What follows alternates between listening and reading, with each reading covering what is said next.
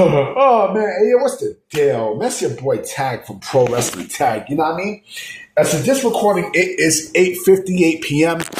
December 11th, 2025. But the upload time to this is going to be 11:30 December 11th, 2025. And this is the last video of the day. Now, it's the last video of the night, period. You know what I mean? And I want to make this video giving my thoughts about John Cena and his final match against Gunther, and who I think is going to go over. First and foremost, let me just say this about John Cena. Is John Cena the greatest of all time? Fuck no. No, he's not. No, he's not. I would say that when it comes down to the ruthless, like during the last 20 years, right? During the last 20 years in the squared circle, the last 20 to 25 years in the squared circle, actually I say 20. He has been beyond synonymous with the eras. Remember, there's a guy who came from the ruthless aggression era, right, and then got pulled into the PG era, right. Now, if the ruthless aggression era was still going, I'll say this: I think if the ruthless aggression era was still going and stuff, I think he might have had a better run. You know what I'm saying? A better heel run and shit. He might have gone heel. He might have gone heel. He might have had a better run. Now, I mean, because with the ruthless aggression era, it was sort of like a spin-off to the Attitude era, right? And when it comes down to the microphone, right, John Cena might be one of the greatest of all time with that. No doubt about it. You know what I'm saying? His wrestling ability might not have been the best, but he knows how to get you over. Now, I mean, he's a hard worker. You probably will never see someone like John Cena ever again in terms of the work ethic that he put. And could I say that, John Cena was a guy who was ahead of his time? Of course. You know what I'm saying? Like, I think he can still work in any era, in any day and age, right? You put John Cena in, what you see now, it'll work, right? People can say, oh, he was part of the machine and stuff, but the dude was in a position where he loved pro wrestling. Now, I mean, he had the most matches out of everyone, out of any wrestler in history, bar none. You know what I'm saying? Bar fucking none. The man is timeless. You know what I mean? Like the man, like I said, the man might have not given you 5 stars and shit, but he can go move for move with you. You know what I mean? And that's what matters. You know what I found out?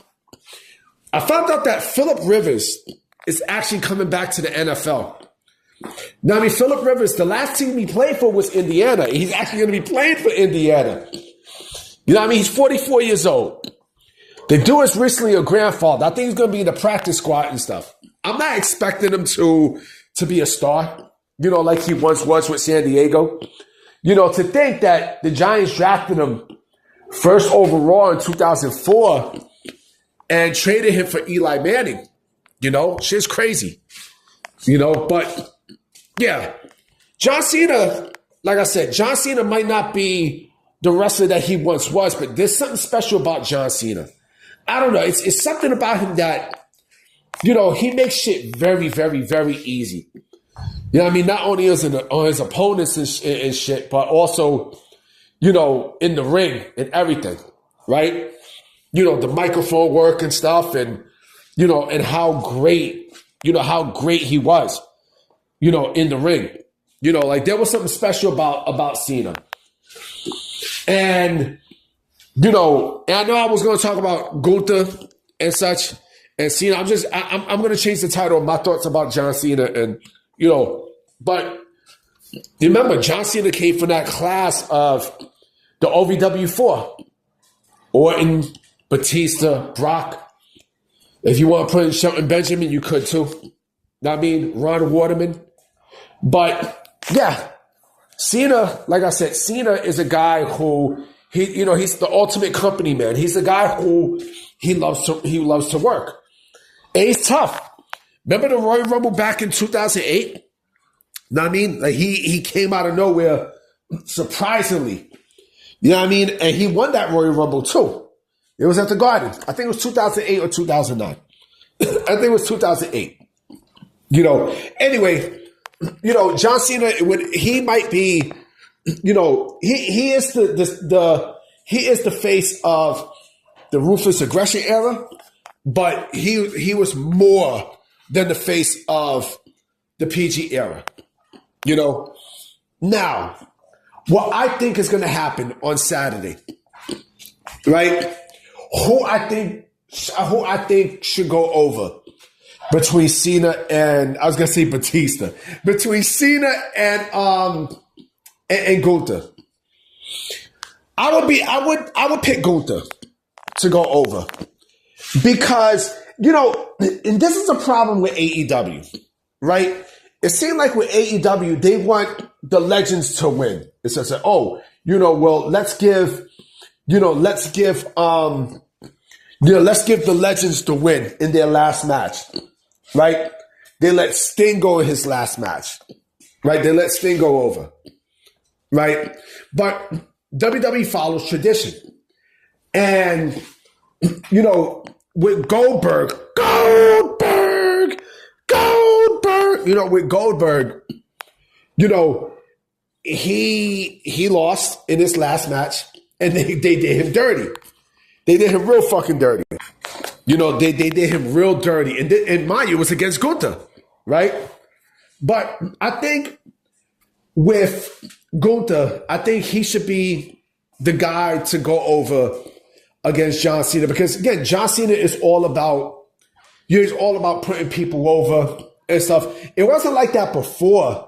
Because remember, John Cena was also responsible for the Nexus breakup. And, you know, him burying, you know, Alex Riley and, you know, Zach, did he bury Zach? No. I was going to say he buried Zack Ryder. No. It was Vince who did that. But the Nexus, and also remember the feuds that he had. The feuds that Cena had. He had some great fucking feuds. Edge. Punk is his greatest feud of all time. You know, Punk and Cena is basically Bret and Shawn, Rock and Austin. You know, they're the yin and yang to each other. Yeah, I mean, like they're you know, each other's opponent, each other's biggest opponent. And they work perfect together. Right? But I think with Gunther, I think Kurt Angle. You know, it's funny. You know, it's funny. I would have made Kurt Angle's final opponent as, you know, with it being John Cena. We didn't get that, but fuck it. You know, but it makes sense for John Cena to put over Kurt Angle. It makes sense for John Cena to put over Gunther, right? Because you put Gunther over, and Gunther, you know, again, he already retired Goldberg. You know, so why not make him even more dominant to retire Cena? You know, why not do that? It's only right. It's only right. It's only right. It's only right because, again, they're giving back. And I heard that the match, I think, is going to open up Saturday night's main event in Washington, D.C. You know, because there's a lot of shit going.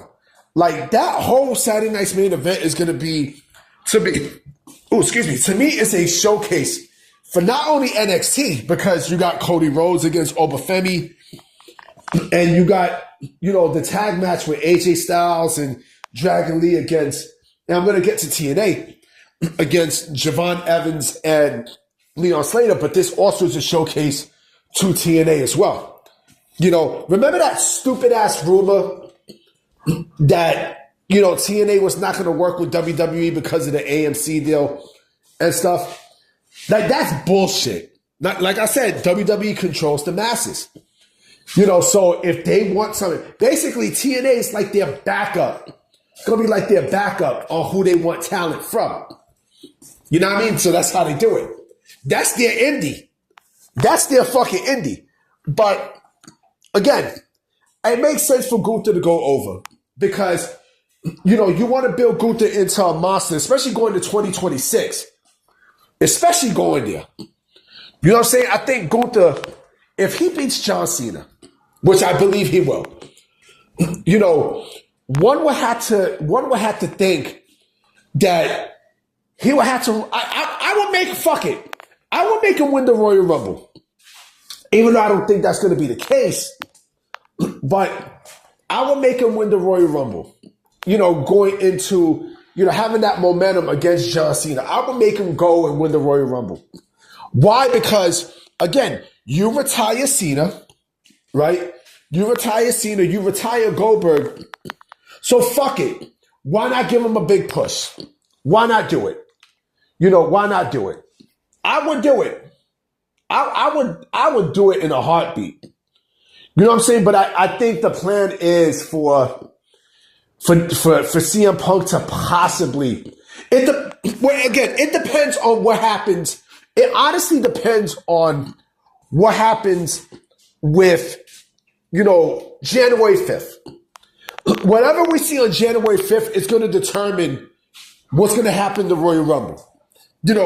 Again, with Braun Breaker and CM Punk. If Braun Breaker beats CM Punk for the World Heavyweight Championship, I can see CM Punk going to win the Royal Rumble.